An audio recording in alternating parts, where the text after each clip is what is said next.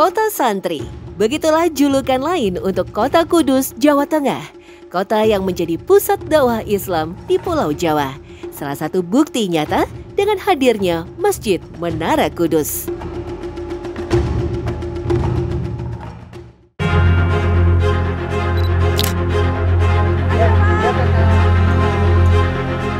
Kudus bukan hanya sekedar kota kecil yang ada di Jawa Tengah. Kudus yang berasal dari bahasa Arab yakni Al-Quds yang berarti suci, merupakan salah satu kota tempat penyebaran dan perkembangan agama Islam di Nusantara yang dilakukan oleh seorang wali bernama Sunan Kudus.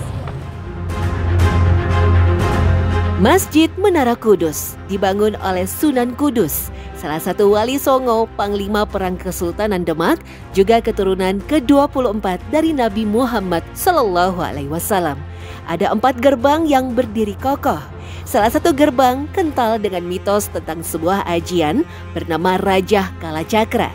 Konon, jika seorang pejabat atau petinggi melewati gerbang, maka kekuasaannya akan luntur.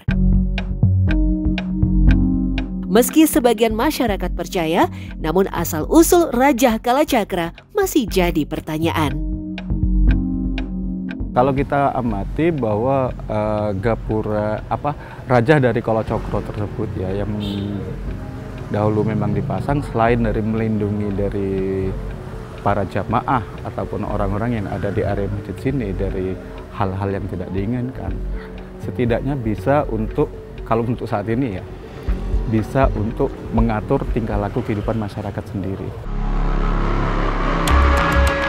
Dalam beberapa kisah disebutkan, munculnya kepercayaan akan kekuatan gerbang di Masjid Menara Kudus berawal dari Syekh Ja'far As-Sadiq atau lebih dikenal dengan Sunan Kudus. Kala itu, Sunan Kudus berusaha memediasi konflik pewaris dinasti Kerajaan Demak, yakni Sultan Hadiwijaya, cucu Sunan Kalijaga yang ingin menggantikan Kesultanan Demak setelah menumpas pemberontakan Arya Penangsang, murid kesayangan Sunan Kudus. Saat konflik itu berlangsung, keduanya menemui Sunan Kudus untuk meminta nasihat. Sunan Kudus pun menghendaki keduanya agar meninggalkan posisi politik, jabatan, dan kekuasaan, hingga memasang raja berupa rangkaian aksara atau gambar yang dianggap memiliki kekuatan magis dan diberi nama Kalacakra yang berarti roda waktu atau siklus waktu. Terbukti, Arya Penangsang yang datang melewati pintu gerbang itu menjadi hilang jabatannya. Sejak itulah, masyarakat percaya Raja Kalacakra benar adanya, termasuk dugaan para pejabat Indonesia yang lengser saat melewatinya. Sebut saja Bung Karno dan Gus Dur. Benarkah demikian? Bahkan dari beberapa mitos yang berkembang, Raja Kalacakra sudah dipasang dari jembatan Tanggulangin yang berada di perbatasan Demak dan Kudus. Konon, beberapa tokoh penting pun memilih jalan memutar untuk menghindarinya. Meski dipercaya ada di pintu masuk Masjid Menara Kudus, tapi hingga kini masih belum diketahui letak pastinya. Mitologi itu kan teknik menyampaikan pesan. Jadi teknik menyampaikan pesan, sistem menyampaikan pesan, artinya ketika kita menjadi seorang penguasa ya jangan menjadi penguasa yang dolim. Ketika menjadi pemimpin jangan menjadi pemimpin yang tidak peduli kepada rakyat gitu. Selama dia peduli kepada rakyat ya, pemimpin yang adil, lewat berkali-kali dan pikiran kita positif, saya kira menurut perspektif saya aman-aman saja itu. Syiar agama Islam di Kudus memiliki nafas Islam yang toleran. Terbukti dari arsitektur masjid bergaya Jawa Hindu. Menara yang menyerupai bentuk candi menghiasi tempat ibadah. Ya, masjid yang dibangun Sunan Kudus tahun 1549 Masehi adalah bentuk akulturasi budaya agar Islam mudah diterima dan masuk secara perlahan.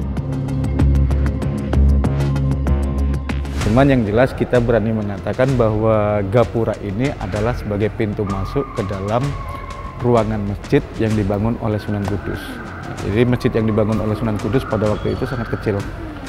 Ukurannya dari ruang pintu gapura ini sampai ke mihrab pengimaman. Sunan Kudus pernah mendalami agama Islam di Palestina dan menetap di Baitul Maqdis, kemudian kembali ke tanah Jawa, lalu menyebarkan Islam di kota Tajuk, Jawa Tengah. Kota Yerusalem yang disebut Al-Quds menjadi cikal bakal penamaan kota Kudus. Ya, kota Tajuk mendapat nama baru yakni Quds yang kemudian berubah menjadi Kudus. Pada Masjid Kudus, batu pertama untuk meletakkan dasar masjid berasal dari Baitul Maqdis, Palestina. Hingga kini, batu dengan ornamen bahasa Arab berada di atas mihrab Masjid Menara Kudus. Pada batu prasasti, ada poin-poin yang tertulis dalam bahasa Arab, yakni pemberian nama masjid oleh Syekh Ja'far Shadiq atau Sunan Kudus, yaitu Masjid Al-Aqsa.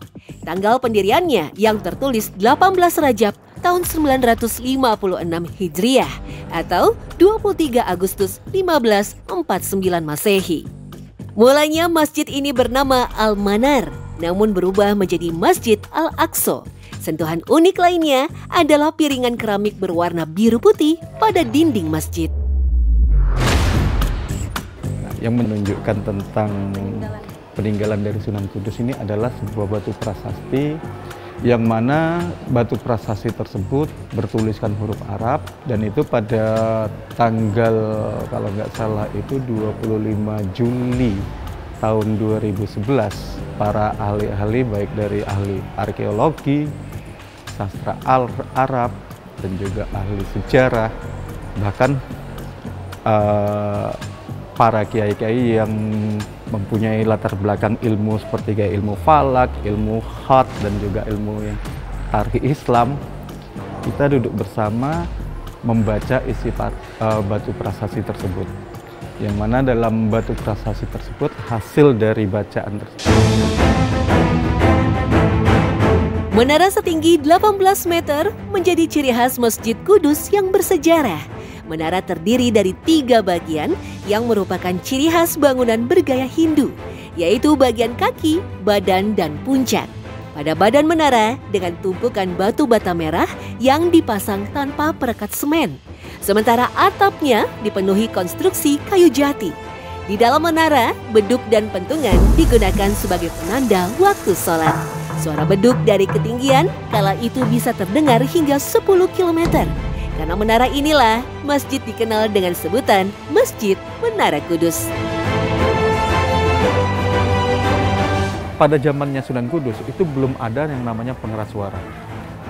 Dengan adanya pelantunan azan di atas dari bangunan menara, yang diharapkan adalah masyarakat sekitar masjid ini sudah bisa mengetahui sudah memasuki waktu sholat. Terus pertanyaannya, bagaimana dengan masyarakat yang berdomisili jauh dari sini?